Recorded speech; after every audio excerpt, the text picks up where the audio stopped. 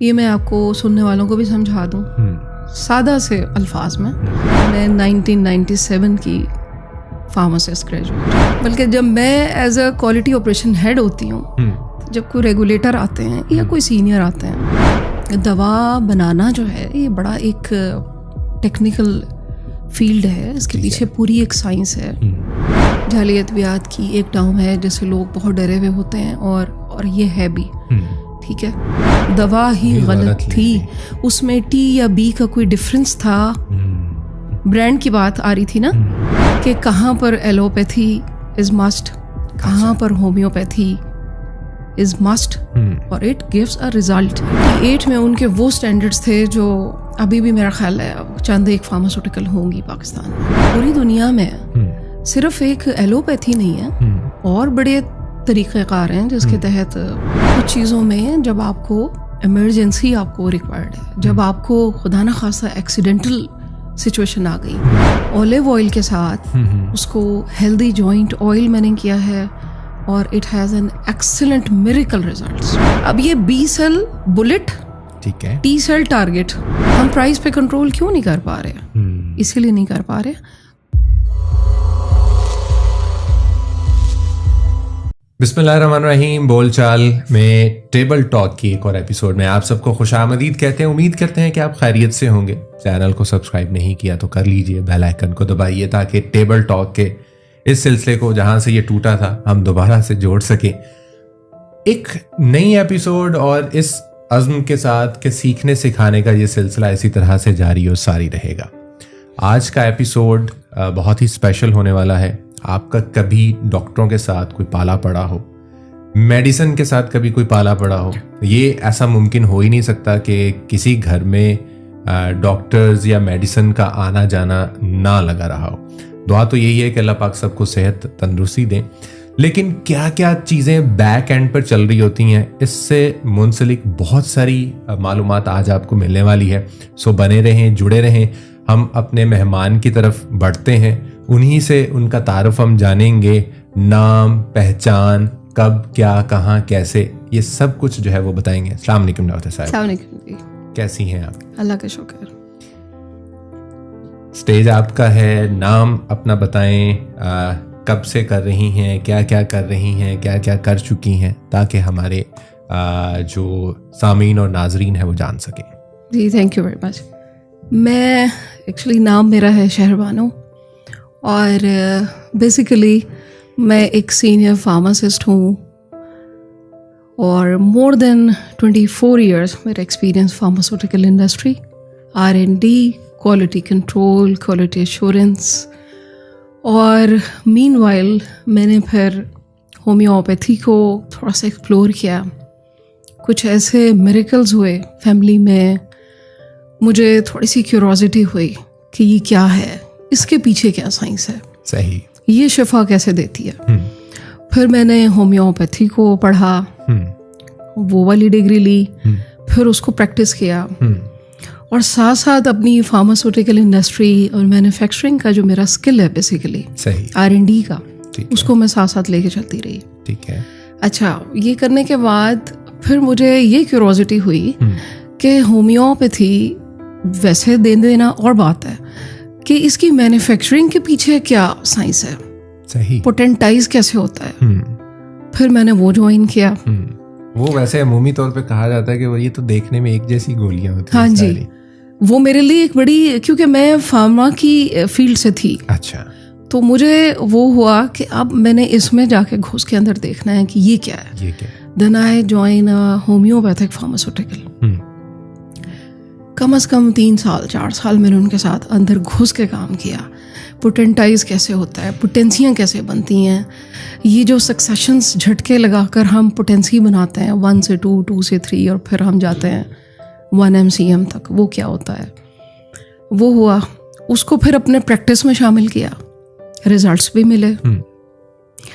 अब आजकल मैं दोनों को कंपैरिजन में रख रही हूँ, सही, कि कहाँ पर एलोपैथी इज मस्ट, कहाँ पर होम्योपैथी इज मस्ट, और इट गिव्स अ रिजल्ट। अच्छा, उसके बाद बीच में मैंने ISO लीड ऑडिट किया, I am a quality management lead audit also. अच्छा।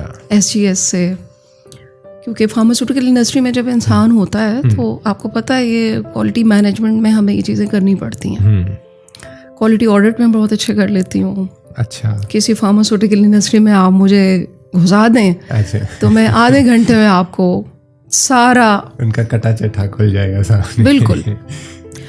बल्कि जब मैं as a quality operation head होती हूँ, जब कोई रेगुलेटर आते हैं या कोई सीनियर आते हैं तो मेरे जहन में वो सवाल चल रहे होते हैं कि इसने ये चीज़ क्यों नहीं उठाई, इसने ये क्वेश्चन क्यों नहीं पूछा। ठीक है। तो ये सीखने के मरहले मेरे चलते रहे और अभी मैं होम्योपैथी प्रैक्टिस भी कर रही हूँ और जितने मेरे फ्रेश और जूनियर कोलीग्स फार्मासिस्ट हैं मैं उनको साथ साथ गाइड भी करती हूँ कि डिग्री भी लें, पढ़ें भी ज़रूर, लेकिन चीज़ों को एक्सप्लोर करते चले जाएं। बिल्कुल ऐसे ही। ठीक है। अल्लाह ताला ने शिफा हर चीज़ में रखी है। बेशक। जैसे हम सुनते थे अपने बुजुर्गों से कि खाक की पुड़िया में भी शिफा है। बेशक। किसी ने दुआ पढ़ दी, पानी पे फूंक मार दिया, वो पानी आप पी लें उसमें शिफा है। बेशक।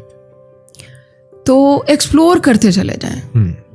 और फिर अब ये वक्त आया कि मैंने कहा नहीं, अब जितना कुछ मैंने सीख लिया है, जितना कुछ मैंने पढ़ा है, अब मैंने फिर इसको सोशल मीडिया के थ्रू लोगों को कन्वे करना है। यूट्यूब पर इस वक्त मैं हूँ, वीडियोस हैं मेरी, इंस्टाग्राम पे हूँ अल्हम्दुलिल्लाह, फेसबुक पे मैं लोगों को गाइड कर रही हूँ जितना मुझसे हो सकता है। चिराग से चिराग जलाते चले जाएं। और अच्छा, बहुत सारे सवाल जो है वो जन्म ले रहे हैं। सबसे पहले तो वो कहते हैं ना कि नन्ही सी उम्र में इतना एक्सपीरियंस, 24 ईयर एक्सपीरियंस कोई आम एक्सपीरियंस नहीं है। बहुत सारे लोग इस वक्त जो देख रहे होंगे शायद उनकी इतनी उम्र भी ना हो जितना आपने अपना तजुर्बा जो है वो हमें यहाँ पर बता दिया है।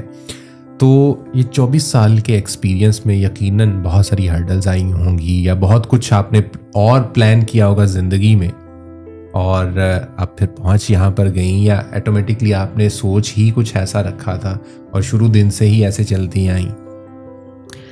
एक तो हमारे यहाँ जो एक ख़ास है कि जब हम प्री मेडिकल कर रहे होते हैं, मैं अपने सुनने वालों को बता दूं, जितने मेरे कोलीग्स, जितने मेरे सीनियर जूनियर मुझे देखेंगे तो डेफिनेटली उन सबको पता है कि मैं 1997 की फार्मासिस्ट ग्रेजुएट हूँ। अच्छा, माशाल्लाह। फ्रॉम बहाउद्दीन ज़िक्रिया यूनिवर्सिटी मुल्तान से। जी, wow. I am basically from Multan.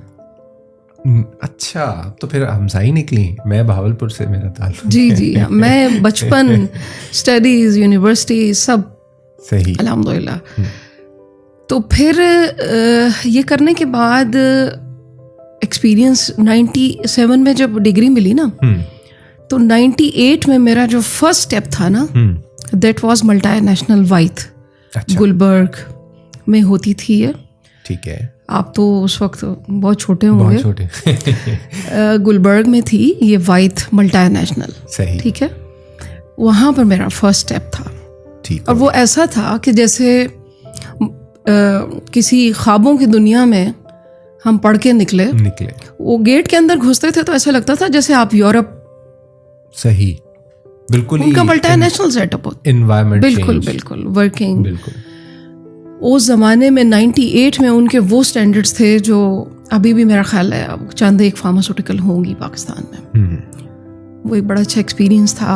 वहाँ से ख्वाब बनने शुरू हुए कि दिस इज़ फार्मेसी, ये स्कोप है, ये होगा। अच्छा। फिर सबसे बड़ी बात जो मैं स्टूडेंट्स को भी कहती हूँ, जो मैं अपने बच्चों को भी कहती हूँ, कि अगर आपके अंदर सीखने का जज्बा नहीं है ना, तो फिर आप वहीं पे स्टक कर जाएंगे। मैं सिर्फ फार्मासिस्ट नहीं हूँ, मैंने माइक्रोबायोलॉजी में इतना काम किया है कि इस वक्त जितने लोग मुझे अब सुनेंगे ना, तो दे विल इंशाल्लाह कमेंट मैसेज मी कि मैम हमने तो आपसे सीखा है। इतना मैंने माइक्रोबायोलॉजी में काम किया है। सही। सीखने का शौक था। और वो हर्डल तो आपको पता ही है कि मुल्तान में कहाँ फार्मास्यूटिकल थी उस वक्त। बेशक। उस वक्त फादर ने कहा, जाके मुल्तान वाला एरिया थोड़ा सा डेवलप हुआ है। मेरे पेरेंट्स की सपोर्ट मेरे साथ माशाल्लाह अल्हम्दुलिल्लाह वालिद ने कहा कि बेटा जब डिग्री ऐसी ली है तो फिर जाओ। Then I came to Lahore and वहाँ से सफ़र शुरू हुआ, वैगनों में धक्के खाना। हालांकि वैसे वालिद साहब की कार में फिरते थे, लेकिन वैगनों में धक्के खाना। गड़ी शाहू में होती थी रिमिंगटन फार्मास्यूटिकल। अच्छा। इन 2000 यानी वाइद के बाद रिमिंगटन फार्मास्यूटिकल। और 2000 में मैं अभी स्कूल लेवल में था। जी। और फिर वो माइक्रोबायोलॉजी की मैं हेड थी। एक एक चीज सीखने का शौक था कि फार्मासिस्ट कैन डू एवरीथिंग, क्योंकि जब वो 5 साल में ये सब कुछ पढ़ रहा होता है ना, तो वो पढ़ ही नहीं रहा होता सिर्फ, वो प्रैक्टिकल नॉलेज भी तो है ना साथ साथ। बेशक बेशक बेशक। अच्छा, ये तो पढ़ने पढ़ाने की एक्सपीरियंस की बात हुई कि कैसे कैसे वो कहते हैं ना कि जब तक आप ठोकर नहीं लगती या आपने टफ टाइम नहीं देखा होता तब तक निखर के बंदा सामने नहीं आता। आप गाड़ी में जाती, गाड़ियों में आती, आपको बड़ा लग्जरी किस्म का शुरू से माहौल मिलता तो शायद आज आप इस स्टेज पे ना होती।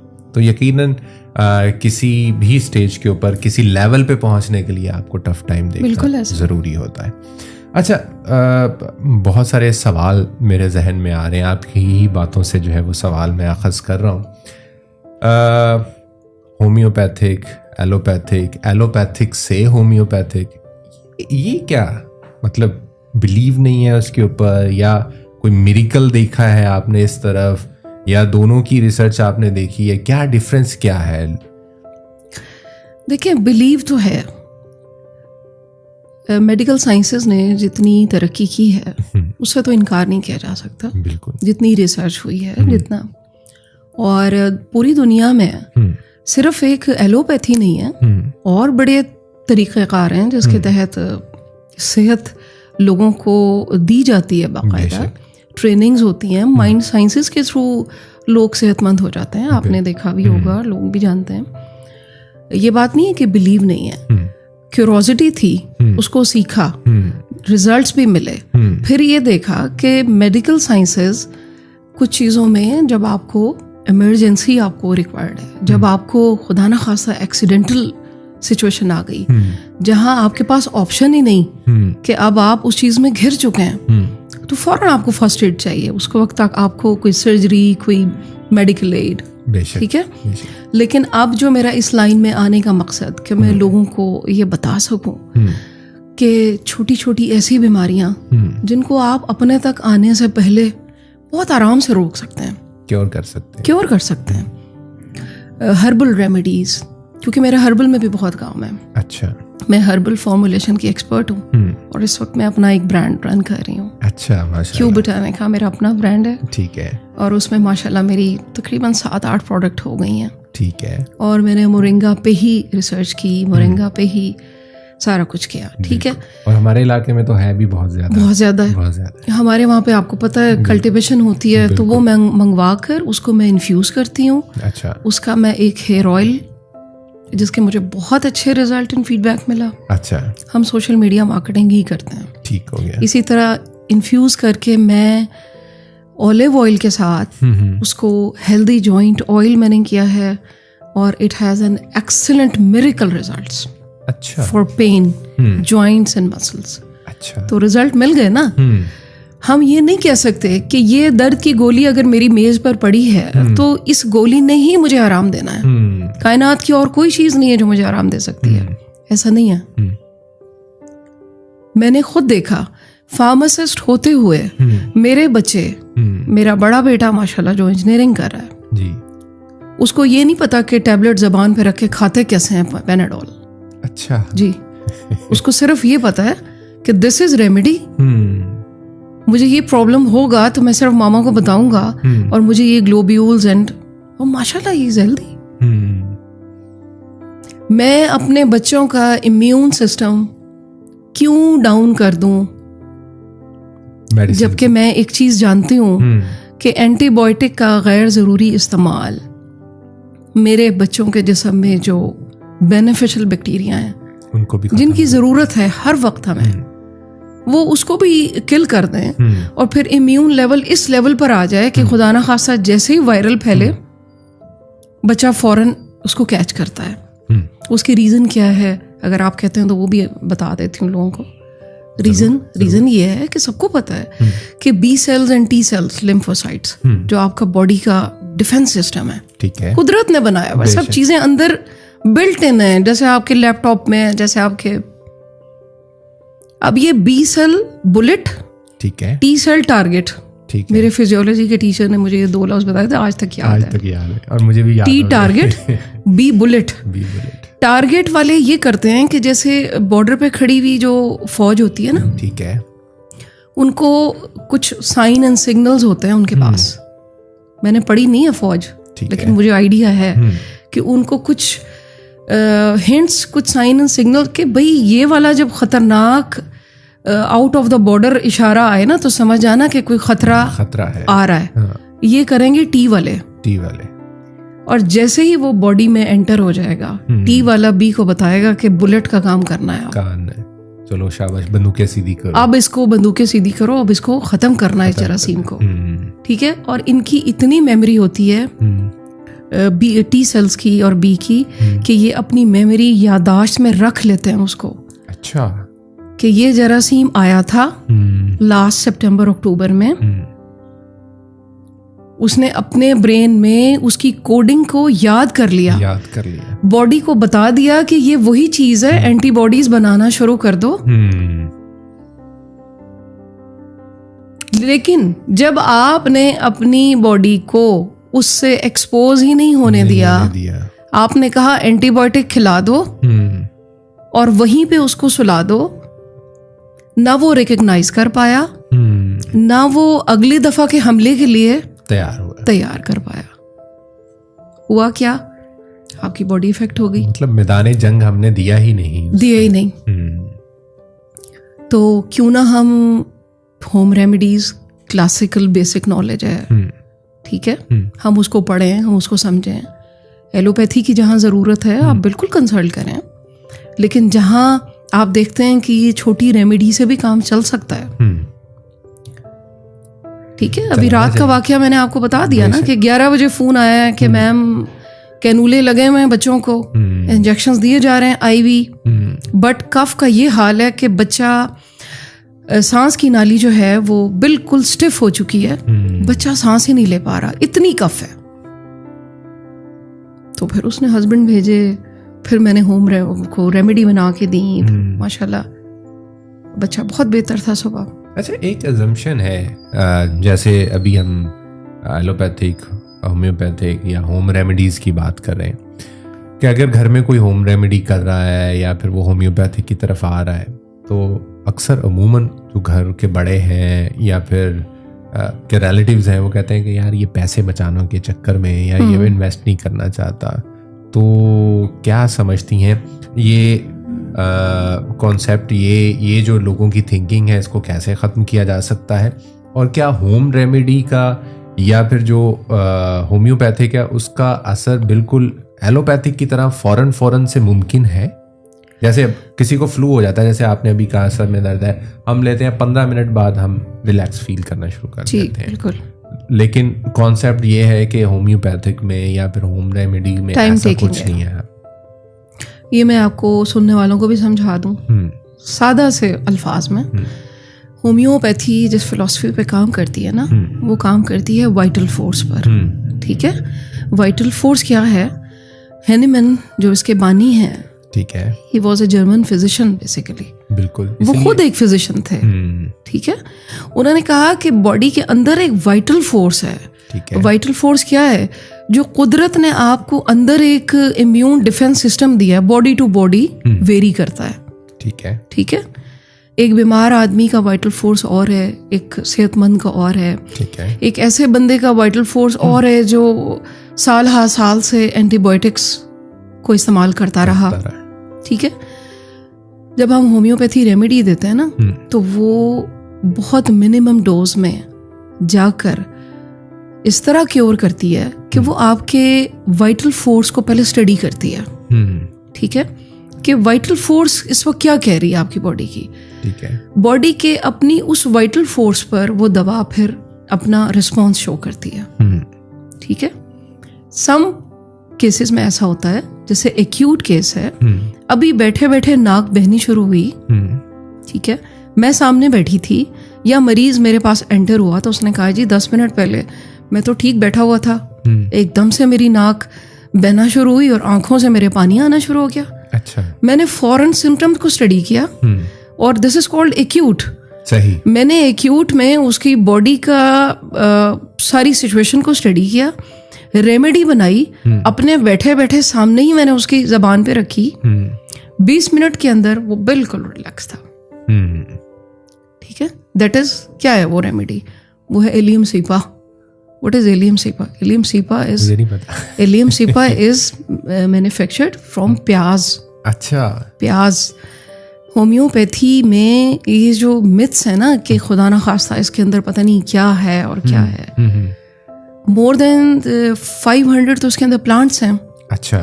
जिससे हम मदर टिंचर्स और आगे पोटेंसीज और सारा कुछ। प्याज से क्या होता है? प्याज काटते हैं तो आंखों से और नाक से पानी आता है ना? आता है ना? तो होम्योपैथी फिलॉसफी क्या है? Like cures like, like cures like. उसकी जो अलामात थी वो बिल्कुल वैसी थी कि प्याज काटते हुए जो हालत खराब होती है वो जैसे ही इलियम सेपा बनाकर दी, 20 मिनट में पेशेंट बिल्कुल रिलैक्स था। जबरदस्त। अच्छा, एक और काम भी बहुत ज़्यादा हमारे यहाँ हो रहा होता है। हम कल थोड़ा सा इसके ऊपर चर्चा भी कर रहे थे। जैसे आपने कहा कि आप R&DP उसके अंदर भी, रिसर्च एंड डेवलपमेंट के अंदर भी जो है वो काम करती रही हैं, फिर क्वालिटी एश्योरेंस में भी। क्या पाकिस्तान में जो मेडिसिन बनती है वो वाकई में उस क्वालिटी की है? मैं सबसे बड़ी एग्जांपल दूंगा पैनाडोल की ही। अगर हम बात करें, अगर कोई अब्रॉड से आता हुआ लेकर आए और यहाँ की जो पैनाडोल है, कहा यह जाता है, मैंने खुद अभी इसका एक्सपीरियंस नहीं किया, कि ज़मीन आसमान का फ़र्क है। वो भी पैनाडोल है, वो भी पैनाडोल है, सेम फार्मूला होगा ना, फार्मूला तो नहीं चेंज होगा। तो डिफरेंस क्यों है? कहाँ पर डिफरेंस है? ये इसको टेक्निकली थोड़ा सा मैं समझाना की कोशिश करूँगी कि दवा बनाना जो है ये बड़ा एक टेक्निकल फील्ड है, इसके पीछे पूरी एक साइंस है। ठीक है, एक गोली मैं आपको देती हूँ, आप बना दें, एक गोली मैंने बनानी है। ठीक है, ठीक है। आपने जो उसके अंदर फॉर्मुलेशन ऐड की, ठीक है, that can be a different. आपने जो उसके अंदर पैरासिटामोल असल जेनेरिक डाला, मे बी वो किसी ऐसे सोर्स का है कि वो थोड़ा सा अपग्रेड है। अच्छा, ठीक है। मॉलिक्यूल्स डिफर करते हैं, सोर्स डिफर करते हैं, रॉ मटेरियल सोर्स डिफर करते हैं, इससे इनकार नहीं है। ठीक है, चाइना का सोर्स, मलेशियन, न्यूजीलैंड, इंडिया, ये मुख्तलिफ सोर्सेज हैं जहाँ से रॉ मटेरियल पाकिस्तान में इंपोर्ट होता है, क्योंकि बेसिक मैन्युफैक्चरिंग अभी तक पाकिस्तान में नहीं हो रही। बेसिक मैन्युफैक्चरिंग कहते हैं असल एक्टिव इंग्रेडिएंट बनाने की फैक्ट्रियाँ, ठीक है, वो यहाँ नहीं है। ठीक है, तो अमेरिका से आने वाली दवा की फॉर्मुलेशन, उसको बनाने के दरमियान जो GMP इस्तेमाल हुई, गुड मैन्युफैक्चरिंग प्रैक्टिसेस, जो एक्सीपिएंट्स उसके अंदर डाले गए, दैट मैटर्स। आपके मुल्क में अगर पैरासीटामोल बनाई गई तो उसके अंदर जो एक्सीपिएंट्स गोली बनाने में जो अज्जा डलते हैं, कोई एक पाउडर से गोली नहीं बन जाती, कम से कम 8 से 9 चीजें डलती हैं तो एक गोली कंप्रेस होती है। ठीक है, ठीक है। फिर उसके रिजल्ट्स आपको उस तरह के नहीं मिलते जो किसी एक मल्टीनेशनल के होते हैं। लोकल में वो चीज़ नहीं होती, क्योंकि गोली ने जाकर ऐसे कोई अंदर एकदम से मैजिक नहीं कर देना। उसने बाकायदा डिसॉल्व होना है, उसके लिए टाइम है, फिर उसने ब्लड में शामिल होना है, फिर उसका एक पूरा साइंस है, अंदर प्रोसेस है एक पूरा। ठीक है, वो फिर इसलिए पेशेंट को लगता है कि जो दवा हम फलां कंपनी की लाए थे वो तो बहुत अच्छा रिजल्ट दे रही थी, लेकिन यार ये मैं 20 रुपए वाली गोली लाया हूँ, इसमें मुझे वो रिजल्ट नहीं मिल रहा। इसलिए मैंने सोशल मीडिया पर इस चीज़ को थोड़ा सा हाईलाइट किया करने की कोशिश की है, ताकि मेरी आम पब्लिक को ये बात पता चले कि अगर आपको कोई मिसगाइड करता है कि जाओ आप किसी होलसेल मार्केट से यही दवा 50 रुपए की ले लो, ठीक है, आपने ये काम नहीं करना। आपने हमेशा किसी ऑथराइज्ड फार्मेसी से जाकर लेनी है, जिनके पास उसकी वारंटी मौजूद हो, जो उसको क्लेम करते हैं। ठीक है, मैन्युफैक्चरर क्लेम कर रहा है बिल्कुल कि जी मैंने बनाई है, मेरी स्टैंप है और ये रिजल्ट देगी। अगर 500 मिलीग्राम लिखा है तो इसके अंदर 500 मिलीग्राम है, मौजूद है। अच्छा, दो चीज़ें मुझे अब समझ में आई कि पाकिस्तान में बेसिकली होता क्या है, हम इंग्रेडिएंट्स मंगवाते हैं, मिसाल के तौर पे A, B, C, उनको मंगवा लिया डिफरेंट जगहों से, हमारे पास वो आ जाता है, हम जस्ट उसको मिक्स करके उसको फाइनल शेप दे के और हम मार्केट में भेज देते हैं। जी, हम प्राइस पे कंट्रोल क्यों नहीं कर पा रहे? इसीलिए नहीं कर पा रहे कि हमारे पास बेसिक मैन्युफैक्चरिंग मटेरियल फैसिलिटीज नहीं है, इसको प्रमोट नहीं कर रहे। स्किल्स की कमी नहीं है, पढ़े लिखे लोगों की कमी नहीं है, माशाल्लाह बहुत हाई टेक लोग मौजूद हैं इस वक्त पाकिस्तान में फार्मेसी की फील्ड में। सही, क्योंकि फॉर्मुलेशन आर्ट आता ही सिर्फ फार्मासिस्ट को है। अगर कोई हल्का ले रहा है तो वो बहुत गलत कर रहा है। अच्छा, एक चीज़ तो ये हो गई। अच्छा, अभी आपने कहा कि इंडिया से, न्यूजीलैंड से, चाइना से, अमेरिका से, ये चंद नाम आपने गिनवाए, तो क्या एक ही इंग्रेडिएंट हम इंडिया से मंगवाएं, चाइना से मंगवाएं या न्यूजीलैंड से मंगवाएं तो वो डिफर करेगा उसके मौलिक में? थोड़ी सी एफिकेसी फ़र्क हो सकती है। ठीक है, मॉलिक्यूल की जो कॉन्जुगेशंस होती हैं, जो टेस्टिंग एनालिसिस में हम फाइंड आउट करते हैं, वो डिफरेंट हो सकती हैं। इम्प्योरिटीज इसके अंदर बहुत होती हैं। ठीक है, इंडिया का जो मटेरियल होगा उसकी इम्प्योरिटी और होगी। अच्छा, जो अमेरिकन, न्यूजीलैंड होगा उसकी इम्प्योरिटीज का स्टैंडर्ड कुछ और होगा। ठीक है, ठीक है। अब ये क्या होता है, ये जो आप एक टर्म इम्प्योरिटी इस्तेमाल कर रहे हैं? देखिए, मॉलिक्यूल बनाया जाता है ना। ठीक है, पैरासीटामोल का मॉलिक्यूल बनाया जाता है, ठीक है, उस मॉलिक्यूल के साथ कुछ और मॉलिक्यूल जोड़े जाते हैं। ठीक है, सही, कहाँ से उसको एक्सट्रैक्ट किया गया, और उसके साथ फिर कुछ इम्प्योरिटीज भी आती हैं। ठीक है, वो उस मॉलिक्यूल का हिस्सा होती हैं। ठीक है, अब वो हिस्सा किसी मुल्क से 2% आ गया, किसी मुल्क से 2.5% आ गया। ये तो मैं बड़ी हाई टेक बात कर रही हूँ जो एनालिसिस लेवल पर है। ठीक है, तो इसीलिए ग्रेड्स में फ़र्क हो गया, वैल्यू में फ़र्क हो गया, उनके पैसों में फ़र्क हो गया। मटेरियल को आपने मंगवाया, मैं कहती हूँ कि भाई मुझे तो कॉस्ट इफेक्टिव ही नहीं पड़ रहा, बिल्कुल, मैं कैसे बना लूँ? तो फिर मैं वो वाला मुल्क चूज करूंगी जहां से मुझे इकोनॉमिकल भी पड़े, मेरे मुल्क में जिसने खरीद के खानी है उसकी जेब पे भारी भी ना पड़े। अब सेम स्टमक का एक कैप्सूल है, वो आपको 20 रुपए का भी मिल जाता है, वो 20 रुपए की डब्बी भी मिल जाती है आपको जी, काम वो सेम ही है। तो वो वहाँ पे लोग बहुत ज़्यादा पजल हो जाते हैं कि हमें कौन सा लेना है, कौन सा ज़्यादा इफेक्टिव होगा, तो जबकि ऊपर सेम फॉर्मुलेशन उसकी सेम लिखी हुई होती है। जाहिर है कस्टमर के लिए ये एक बड़ी सोचने वाली बात है। उसमें ये है कि जब आप वही कॉस्ट की बात आ जाती है कि अगर मैन्युफैक्चरर को उसकी कॉस्ट उतनी पड़ रही है, उसने रॉ मटेरियल ऐसा मंगवाया है कि उसको कॉस्ट उतनी पड़ रही है, रिजल्ट भी उसको अच्छे मिले हैं, क्योंकि लैब्स बहुत काम कर रही होती हैं पीछे। ठीक है, इतनी हाईटेक लैब हैं कि आप सोच भी नहीं सकते। अब तो माशाल्लाह गवर्नमेंट की हमारी जो DTL लैब्स हैं, ठीक है, बड़ी सुपरलेटिव हाईटेक लैब्स हैं, जहाँ पे हमारे ये सैंपल जाते हैं और फिर ये चेक होते हैं और फिर वहाँ से वेरीफाई होता है। तो उसमें ये होता है कि अगर आपको वो दवा रिजल्ट दे रही है, आपका डॉक्टर भी सेटिस्फाई है, ठीक है, ऐसे में प्रोजोल है बिल्कुल, और आप भी सेटिस्फाइड हैं, बिल्कुल, तो आप ले लें। लेकिन मैं फिर मना करूंगी सबको कि किसी होलसेल मार्केट, किसी अनऑथराइज्ड फार्मेसी ऐसी जगह से ना लें, उसी फार्मेसी से लें जो उसको क्लेम कर रहा है कि भाई ये। अच्छा, अब देखें 2 से 3 बातों के ऊपर आपने बहुत ज़्यादा जोर दिया। हम जहाँ पर रिसर्च की, डेवलपमेंट की बात करते हैं और फिर प्रोडक्शन की बात करते हैं, हम वहाँ पे बाहर से इंग्रेडिएंट्स भी मंगवा रहे हैं, उनको हम यहाँ पर जस्ट वो कर रहे हैं। लैब्स भी हमारे पास हाई स्टैंडर्ड की जो है वो बनी हुई है। तो ये जाली अद्वियात फिर कहाँ से आती हैं? जाली अद्वियात की एक टर्म है जिससे लोग बहुत डरे हुए होते हैं, और ये है भी, ठीक है। 15 से 20% के दरमियान इस वक्त जाली अद्वियात बनाई जाती हैं। कुछ दिन पहले भी इसके ऊपर स्टोरी चल रही थी कि 20% आई थिंक ऐसी अद्वियात मार्केट में है। जाली अद्वियात को ड्रग रेगुलेटरी अथॉरिटी जो हमारी है, हमने उसको कैटेगराइज किया हुआ है। ठीक है। कैटेगराइज में जाली अद्वियात का एक आम आदमी के जहन में तो ये बात आती है ना कि जी इसमें कुछ जाली चीज डाल दी, ठीक है। उसके कैटेगरीज हैं। डब्बी पे कुछ और लिखा था, खुदा ना खास्ता गलती से अंदर कुछ और पैक हो गया। अच्छा, वो भी जाली में कंसीडर होगी।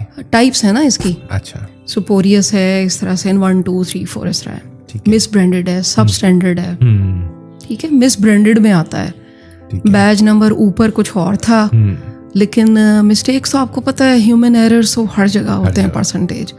वो पैकिंग में कहीं मिस्टेक चली गई तो वो मिस ब्रांडेड में आ गया, ठीक है। सब स्टैंडर्ड दवा डाली तो ठीक थी, 500 मिलीग्राम ही थी जब बैच रिलीज हुआ था, जब मार्केट गया था तो, लेकिन जब मार्केट में शेल्फ लाइफ में वो पड़ा रहा तो फिर जब उसको डिटेल इधर उधर चेक हुआ तो पता चला कि वो 95% 96% इस तरह 100% से थोड़ा बिलो हो गया। That is miss branded.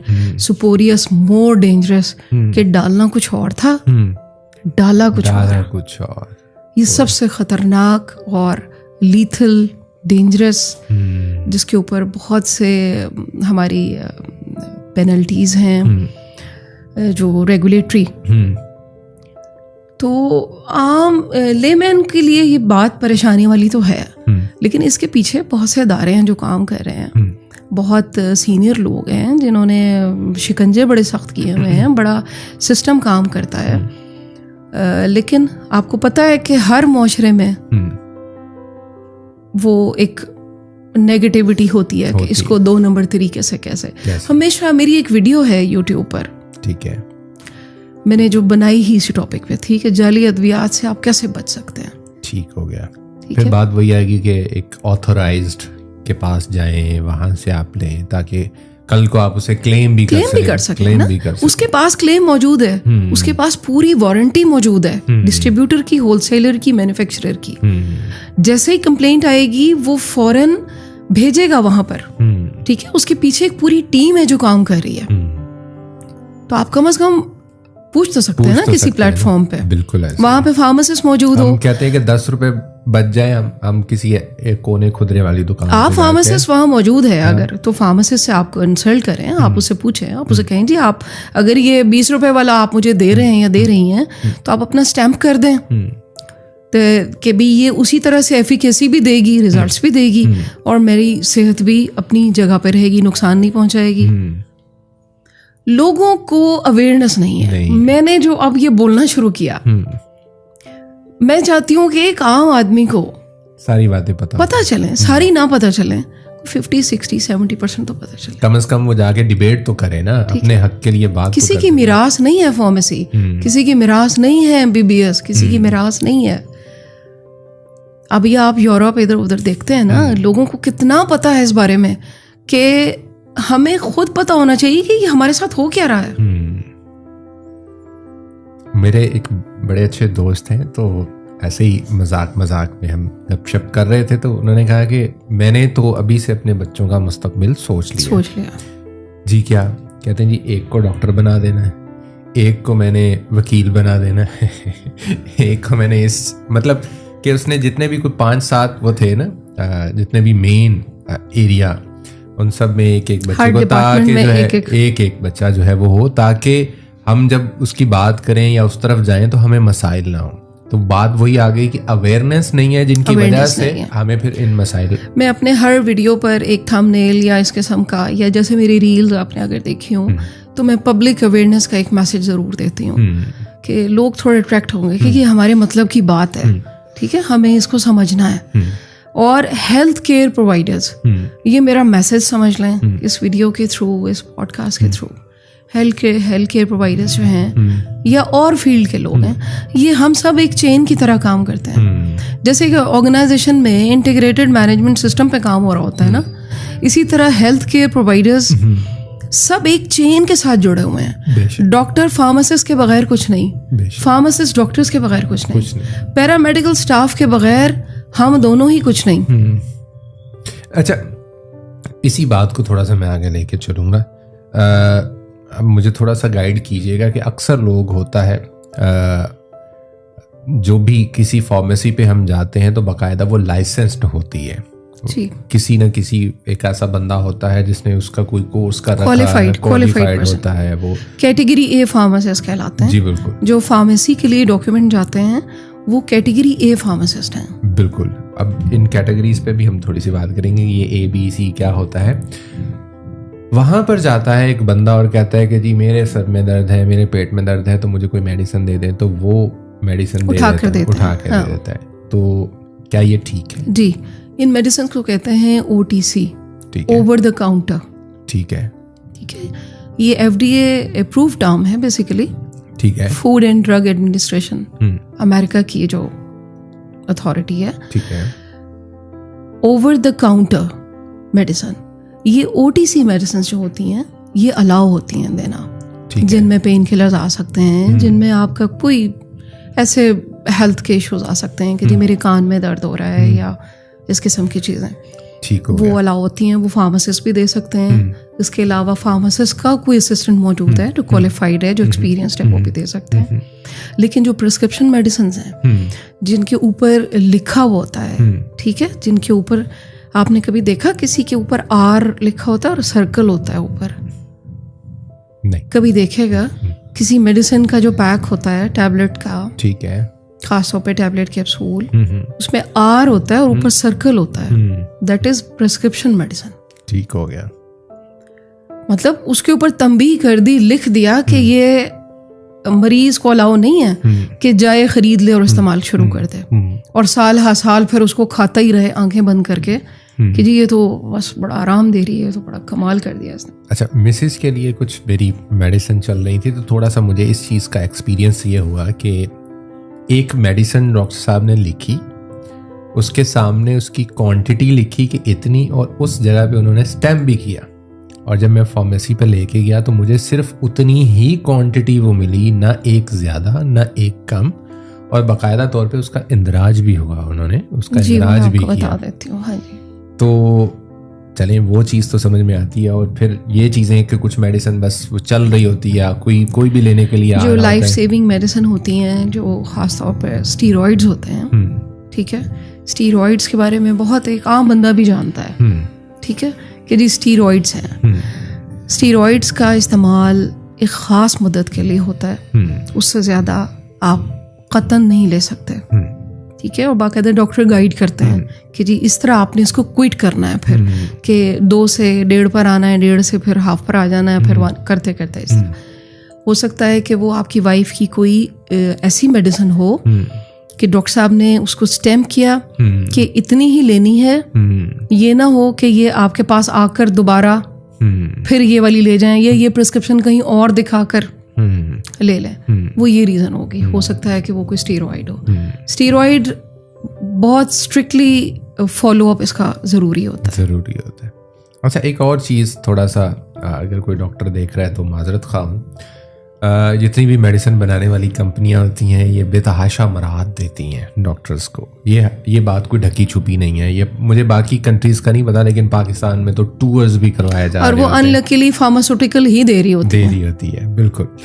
तो और डॉक्टर्स फिर अब देखें कि एक कंपनी वर्ल्ड टूर करवा रही है और एक कुछ भी नहीं दे रही, तो वो डॉक्टर साहब उन्हीं की मेडिसिन लिखेंगे। तो क्या डॉक्टर्स को ही मेडिसिन रिकमेंड करनी होती है कि जी फलां कंपनी की लें या फलां कंपनी की लें, या जस्ट डायग्नोज करना होता है, या उसका फॉर्मुलेशन लिख देनी होती है? क्या इसकी सदाकत क्या है? हकीकत में इसकी प्रैक्टिस कैसे होनी चाहिए? हकीकत में पूरी दुनिया में जो रिवाज है वो जेनेरिक लिखने का रिवाज है। ठीक है। रिवाज नहीं, उनका कानून है। हम बदकिस्मती से अभी तक ये कानून पास ही नहीं कर पाए, ठीक है। शोर भी हुआ, लोग बोले भी, लोगों ने कहा नहीं होना चाहिए, क्योंकि पेशेंट के लिए बहुत ही एक तकलीफ दे बात है कि जब उसकी नज़रों के सामने 100 रुपए वाला पैक भी हो और उसकी जेब इजाज़त नहीं दे रही, लेकिन लेना उसको वही पड़ रहा है। तो जब आप जेनेरिक ऊपर लिखेंगे, जैसे कि मैंने आपको बताया था कि सिप्रोफ्लॉक्सासिन, अगर आप सिप्रोफ्लॉक्सासिन लिख देंगे कि 500 सिप्रोफ्लॉक्सासिन आपने बीडी लेनी है जी सुबह और शाम, ठीक है। आप प्रिस्क्रिप्शन लेके फार्मेसी पे आए, वहाँ पे आपको फार्मासिस्ट ने गाइड किया, ठीक है, कि जी हम आपको ये वाली दे देते हैं, आप ये वाली ले जाएं, क्योंकि उसमें ब्रांड तो लिखा ही नहीं। बिल्कुल ऐसे ही। लेकिन डॉक्टर साहब जब ब्रांड लिख देंगे तो फिर तो वो एक सर्कल है पूरा। केमिस्ट कहेगा जी ब्रांड लिख के आया है, मुझे भी आगे जवाब देना है, मैं भी ब्रांड ही बेचूंगा। डॉक्टर साहब फिर शाम को पूछेंगे कि मैंने तो प्रिस्क्रिप्शन इतनी भेजी थी अंदर से और इतनी सेल, और आपने तो सेल ही नहीं की। तो अगर ये हम कर लें तो बहुत अच्छा हो जाएगा।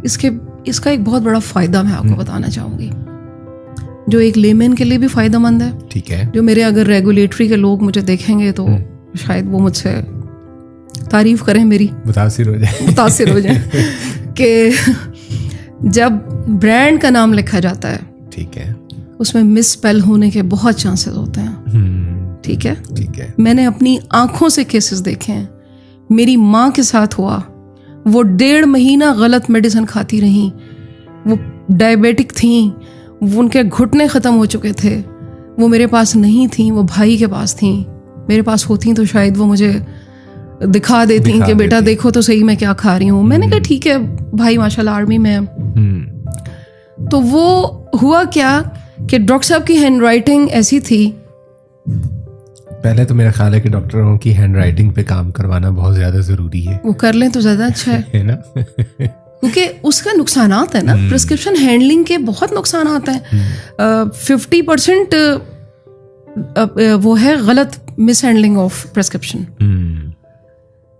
फार्मेसी पे उसको समझ नहीं पाया बच्चा, उसने दवा कुछ और दे दी अम्मी को। वो पूरा 1.5 महीना वो दवा खाती रही।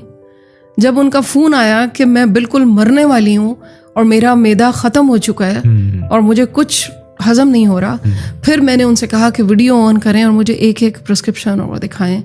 तो फिर मुझे पता चला कि वो दवा ही गलत थी, उसमें टी या बी का कोई डिफरेंस था। ब्रांड की बात आ रही थी ना, कि अगर हम सिर्फ अपना एक इखलाकी फर्ज ही समझ लें कि हम सिर्फ सिप्रोफ्लॉक्सासिन लिखें, हम किसी ब्रांड को मेंशन ना करें, वो ज्यादा बेहतर है, तो बेहतर हो जाएगा। सिप्रोफ्लॉक्सासिन तो सबको पता है ना, इस फार्मेसी पे आगे 6 लोग खड़े हैं, नाम लेंगे, वो कहेंगे यार वो वाली भी निकाल आओ, उस कंपनी की भी ले आओ, उसकी भी ले आओ। तो अब पेशेंट कहेगा कि जी मेरी तो जेब में इतने पैसे हैं, अगर सारी एक जैसी हैं तो फिर आप मुझे कोई सी एक सिप्रोफ्लॉक्सासिन इसमें से दे दें। तो ये मिसहैप हो जाते हैं मिस हैंडलिंग के। और ये भी होता है कि आपने प्रिस्क्रिप्शन से ही मुझे याद आ गया, बात चली है तो ये भी बता दूं कि 2 दवाएं एक फार्मेसी से मिल गई। उन्होंने कहा जी ये वाली 2 तो नहीं है, आप आगे चले जाएं। पब्लिक अवेयरनेस नहीं है, जिसका दुख होता है फिर मुझे। वो प्रिस्क्रिप्शन लेकर जब अगली फार्मेसी पे गए, उसने कहा अच्छा ले आओ भाई, ये भी ले आओ, उसके शॉपर में वो भी डाल दी। उसने क्या किया कि वो दवा जो पिछली फार्मेसी से वो लाए थे, उसने किसी और के नाम की, किसी और ब्रांड की, वो भी उस शॉपर में डाल दी। समझ आ गई? डबल डोज हो गई और हाइपर सेंसिटिविटी हो गई। वो बंदा हॉस्पिटलाइज हो गया, वो बंदा वेंटिलेटर पर आ गया, क्योंकि रेस्पिरेटरी कोलैप्स कर जाता है जब आप ओवरडोज, क्योंकि किडनी इफेक्ट होते हैं फौरन। बेशक। अच्छा, एक और काम भी होता है, डॉक्टर साहब ने मेडिसिन लिख के दी, जो उनके क्लिनिक के साथ वाला मेडिकल स्टोर है, ये वहीं से ही मिलेगी। सारे बिजनेस आपको पता है, टूल्स कह लें, क्या कह लें, मुझे तो वो बिजनेस की टर्म्स नहीं इतनी आती। उसमें ये होता है कि ये आपको वहीं से ही मिलेगी, और वो वाकई में वहीं से मिलती है। आप जितना मर्जी ख्वार हो, ऐसा नहीं है, ऐसा बिल्कुल नहीं है। मेरे साथ होता है, लेकिन मैं तो बताती ही नहीं ना कि मैंने बाहर जाके अब करना क्या है इसके साथ। नहीं, आपके हाथ में तो चले बंदूक है ना, आप चला सकती हैं। नहीं, मुझे तो समझ है ना, मुझे समझ है। मेरे साथ खेल नहीं सकते कि ये बाहर से मिलेगी और कहीं से नहीं मिलेगी। ऐसा हो नहीं सकता कि वो कहीं और से ना मिले। क्यों, आपका क्या ख्याल है कि वो कंपनी सिर्फ एक फार्मेसी पे ही सेल कर रही है? क्या मुझे उसका ऑल्टरनेटिव नहीं मिल सकता? तो इट्स मीन कि फिर डॉक्टर भी खेल रहे हैं, ये फार्मेसियां हमें इसको करना चाहिए। हमें इसको बैठ के बात करनी चाहिए, हमें इसके ऊपर कोई कानून बनाना चाहिए। फार्मासिस्ट के हाथ बंधे हुए हैं, लोग फार्मासिस्ट को भी ब्लेम कर देते हैं। जो इस वक्त रिटेल फार्मेसी पे बच्चे हैं वो फ्रेश होते हैं ज़्यादातर। अच्छा, इसमें आवाज़ कौन उठाएगा? डॉक्टर आवाज़ उठाएगा, मरीज़ आवाज़ उठाएंगे, फार्मेसी वाले उठाएंगे, या मेडिसिन बनाने वाले उठाएंगे? कौन आवाज़ उठाएगा तो कानून बनेगा? इसमें मिनिस्ट्री ऑफ हेल्थ आवाज़ उठाएगी। अच्छा, ठीक है। हेल्थ केयर कमीशन आवाज़ उठाएगी। ठीक है, ठीक है। जो इस किस्म की इस फील्ड के लोग हैं उनको एक टेबल पे बिठाएं, उनसे डिस्कस करें, आसान सोल्यूशन निकाल लें। अच्छा, मुझे इन सारे एरियाज में अगर किसी से भी कोई शिकायत है, किसी भी किस्म की कोई शिकायत है, मैं एक लेमैन हूं, तो मुझे क्या स्टेप्स लेने होंगे? आपको अगर किसी मेडिसिन से शिकायत है, मेडिसिन से है या डॉक्टर से है या कुछ फार्मेसी से है, ये 3 कैटेगरीज आ जाती हैं ना, तो मुझे किसी से भी किसी भी किस्म की कोई शिकायत, तो क्या ऐसे स्टेप्स होने चाहिए या क्या ऐसे स्टेप्स हैं कि जो मुझे लेने चाहिए? हेल्थ केयर कमीशन वालों ने अपनी एक वेबसाइट बनाई हुई है। ठीक है। और उनका पोर्टल भी है, वहाँ जाके आप कंप्लेन कर सकते हैं। ठीक है। और लेकिन ऑफिशियली अभी उस लेवल पे नहीं है कि हर शख्स अप्रोच कर सके कि जी मुझे इसका रिएक्शन हो गया। लेकिन आप अगर जिस फार्मेसी से लाए हैं वहाँ पे जाके अपना रिपोर्ट करें, सारा बताएं उनको। ठीक है। ठीक है। जिस तरह हॉस्पिटल्स में होता है, ठीक है, कि हॉस्पिटल में अगर कोई रिएक्शन कर जाए तो एक एक चीज़ रिपोर्ट होती है बाकायदा। अगर खुदा न खासा किसी ड्रिप से हो गया, हाइपर सेंसिटिविटी किसी इंजेक्शन से हो गया, तो बाकायदा मैन्युफैक्चरर और उसको सब उस घेरे में आते हैं फिर। ठीक हो गया, ठीक हो गया, समझ गया। तो मतलब कुछ हिलजुल आपको करनी है और रिपोर्ट लाजमी करें। कम से कम फार्मेसी वाले को जाकर लाजमी बताएं कि भाई इसके ये मामलात हैं, अभी खुदा न खास्ता कल को आप किसी और को भी दें, उसको भी ये मसाइल आए, और वो जहाँ से सप्लाई आ रही है वो वहाँ पर बताएगा और बात आगे से आगे जो है वो। क्योंकि फार्माको विजिलेंस भी स्टार्ट हो चुकी है पाकिस्तान में, फार्माको विजिलेंस है। अच्छा। यूरोप वगैरह में तो है ऑलरेडी।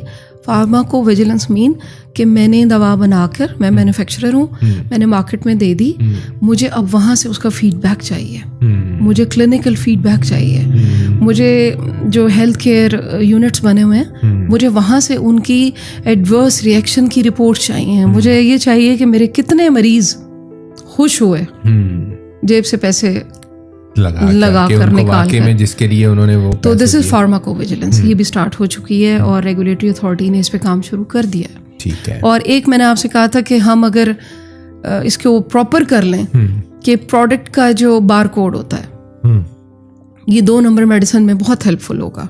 बार कोडिंग अगर हम प्रॉपर कर लेते हैं, जैसे पूरी दुनिया में कोई इतना मुश्किल काम नहीं है। अच्छा, बहुत सी कंपनीज ने कर लिया है। अच्छा।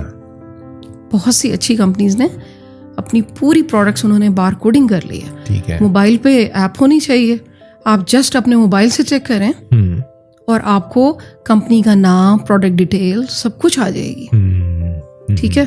और वो उसमें आपको पता चल जाएगा कि दिस इज जेन्युइन। और उसकी फॉर्मुलेशन भी आएगी, उसके अंदर फॉर्मुलेशन आ जाएगी, कंपनी का नाम आ जाएगा, कंपनी का एड्रेस आएगा, सब कुछ आएगा, सब कुछ आएगा। ठीक हो गया, ठीक हो गया। यानी कि हम इस पॉडकास्ट के आखिरी मरहले में हैं, तो हम इस नताइज के ऊपर पहुंचे हैं कि एक तो पाकिस्तान में मेडिसिन बनती नहीं है, बस इंग्रेडिएंट्स आते हैं, उनको मिक्स करके जो है वो आगे जो एक्टिव मटेरियल होता है, एक्सीपिएंट्स कुछ बनते हैं जो गोली को बनाने में बाकी चीज़ें डलती हैं, बिल्कुल वो थोड़े बहुत बनते हैं इधर, लेकिन जो असल दवा है वो सब बाहर से आती है। अब मॉलिक्यूल टू मॉलिक्यूल वेरी करता है, प्राइस टू प्राइस, इतनी हाई चली गई, सोर्सेस टू सोर्सेस वेरी करता है।